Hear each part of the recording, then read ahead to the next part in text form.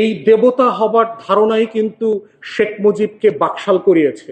শেখ মুজিবের নেতৃত্বে প্রথম ফ্যাসিবাদী শাসন ব্যবস্থা তৈরি হয়েছে। এই অমরত্বের ধারণার কারণে কিন্তু 4,000 কোটি টাকা গরিব দেশের টাকা দিয়ে শেখ মুজিবের পরিবারের মূর্তি বানানো হয়েছে।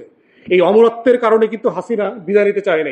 এই রাষ্ট্রকে বদলে দেবার জন্য নতুন রাজনৈতিক বন্দোবস্ত লাগবে। এখন সেইটার বেসিক ফাউন্ডেশনটা কিভাবে শুরু হবে? প্রত্যেকটা রাষ্ট্রের ফাউন্ডেশন তৈরি হয় তার ক্ষমতা কাঠামোকে আলাদা করা, জবাবদিহিতা তৈরি করা এবং প্রতিষ্ঠান তৈরি করা। ওয়াই নেশনস ফেইল, ড্যারেন আচমোগলু এবং রবিনসনের লেখা যে বই, আপনার দুইজন ইকোনমিস্ট আমেরিকান, তারা নোবেল পুরস্কার পেয়েছে 24-এ, তারা পরিষ্কার করে বলেছে যে একটা নেশন কেন ফেইল করে, এবং দক্ষিণ আমেরিকা থেকে শুরু করে আরব বিশ্ব, আফ্রিকার বহু দেশের কাঠামোগত অ্যাসেসমেন্ট করে তারা বোঝার চেষ্টা করছে যে আসলে একটা জাতি কেন ধনী হয়, একটা জাতি কেন আবার গরিব হয়, ভেঙে যায়। সম্পত্তির কারণে। তারাই প্রশ্ন করছে বইতে, সম্পত্তির কারণে হয়, অবনটনের কারণে হয়।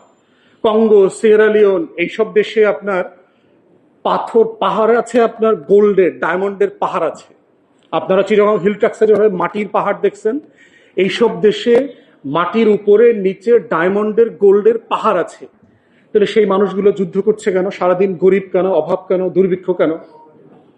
উত্তর কোরিয়া, দক্ষিণ কোরিয়াতে দেখেন, একই রাষ্ট্র, একই জিওগ্রাফিতে আছে, একই ফার্টাইল ল্যান্ড, একই কালচার, একই সবকিছু, ভাষা, ধর্ম, সবকিছু এক। একজন G8-এর সদস্য, আর একজন হচ্ছে অভাব অনটনের দুর্ভিক্ষে আছে। কারণ কোথায়? পার্থক্যটা কোথায়?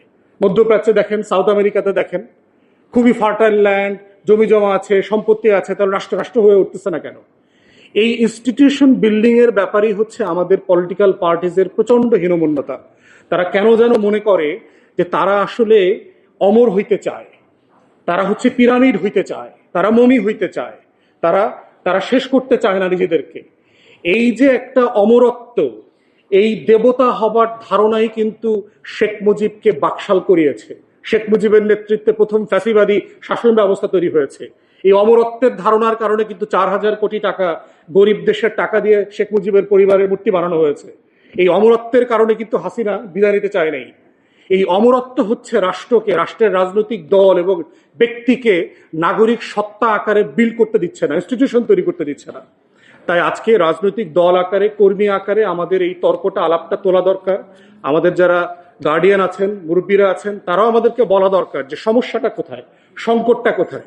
কদিন পরে এনসিপি ক্ষমতায় আসলে কি আমাদেরকে এই একই আলোচনা এনসিপিকে নিয়ে করতে হবে? এবি পার্টি ক্ষমতায় আসলে কি কদিন পরে একই সমালোচনা এবি পার্টিকে নিয়ে করতে হবে? কারণ জাতিগত খাইসলত যদি না বদলায়, তাহলে যা কিছু নতুন তাহাকে পুরাতন বলিয়াই মনে হইবে।